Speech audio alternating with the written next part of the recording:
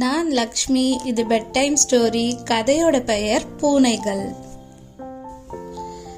கேசவி ஒரு கருப்பு பூனையும் ஒரு வெள்ளை பூனையும் வளர்த்துட்டு வந்துட்டு இருந்தாலாம். ரொம்ப ஆசையோட வளர்த்துட்டு இருந்தா.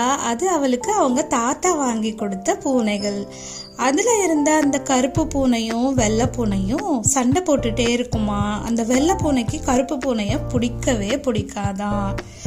அவ வீட்டுக்கு வர ஃப்ரெண்ட்ஸ் எல்லாரும் கூட கருப்பு பூனையை விட்டுட்டு வெள்ளை பூனையை மட்டுமே தூக்கி கொஞ்சுவாங்க. அது ரொம்ப அழகா புசு புசுன்னு இருக்குன்றதால அது கூடயே விளையாடிட்டு இருப்பாங்களாம். இதை பார்த்த கருப்பு பூனை ரொம்ப சோகமா சோர்ந்து போய் தனியாவே உட்காந்துக்குமா. இது நாம இப்படி அசிங்கமா இருக்கிறது தான் காரணமா அப்படின்ற மாதிரி அது யோசிச்சு தனியா இருக்குமா. இப்படியே இருக்கும்போது ஒரு நாள் அந்த வெள்ளை பூனை தனியா ஆத்தோரத்துக்கிட்ட நடந்து போயிட்டு இருந்துதான் ஜாலியா.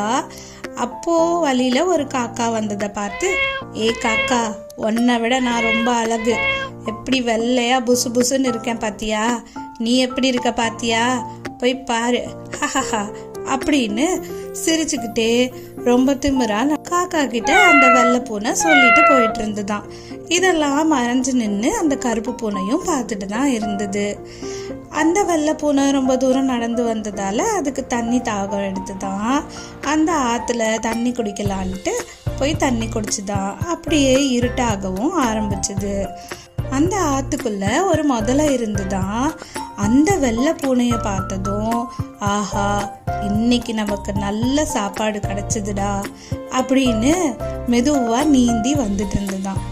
இது அங்கிருந்து ஒளிஞ்சு பார்த்துட்டு இருந்த அந்த கருப்பு பூனை வேகமா தாவி போய் வெள்ளை பூனைக்கு முன்னாடி நின்னுச்சான் அந்த கருப்பு பூனை. அதை பார்த்ததும் முதலைக்கு பயம் வந்துடுச்சு. கருப்பு பூனையோட கண்ணு பச்சை கலர்ல ராத்திரியில பயம் காட்டவும், இருட்டுக்குள்ள பூனையோட கலரு முதல்ல கண்ணுக்கு தெரியல. பூனையோட கண்ணு மட்டும் பச்சையா தெரிஞ்சதை பார்த்து பயந்துட்டு, ஐயோ என்னவோ இது புதுசா இருக்கே, நம்மளை இது தாக்குறதுக்கு முன்னாடி நம்ம போயிடலாம் தப்பிச்சு அப்படின்னு நினைச்சு அந்த வெள்ளை பூனைய விட்டுட்டு முதல்ல திரும்பியும் போயிடுச்சான். இதெல்லாத்தையும் புரிஞ்சுக்கிட்ட அந்த வெள்ளை பூனை அதோட தப்ப உணர்ந்துச்சான். கருப்பு பூனை கிட்ட போய் அந்த வெள்ளை பூனை, நான் உன்னை எவ்வளவோ அசிங்கப்படுத்தியிருக்கேன், நான் உன்னை எப்ப பார்த்தாலும் திட்டிகிட்டே இருந்திருக்கேன், அதெல்லாம் நீ மனசுல வச்சுக்காம ஆபத்துன்னு வரும்போது நீ எனக்கு பெரிய உதவி பண்ணியிருக்க, ரொம்ப நன்றி அப்படின்னு சொல்லிட்டு, இனிமே நான் உன்னை திட்ட மாட்டேன், நான் உன் கூட தான் சேர்ந்து விளையாடுவேன், நம்ம ரெண்டு பேரும் அழகான நண்பர்களா இருக்கலாம் அப்படின்னு சொல்லி ஒன்னா சேர்ந்து விளையாட ஆரம்பிச்சுதான் அந்த வெள்ளை பூனை கருப்பு பூனை கூட. இதுல இருந்து நமக்கு என்ன தெரியுதுன்னா குட்டீஸ், ஒருத்தவங்கள உருவத்தை வச்சோ நிறத்தை வச்சோ நம்ம தப்பா நினைச்சிடக்கூடாது.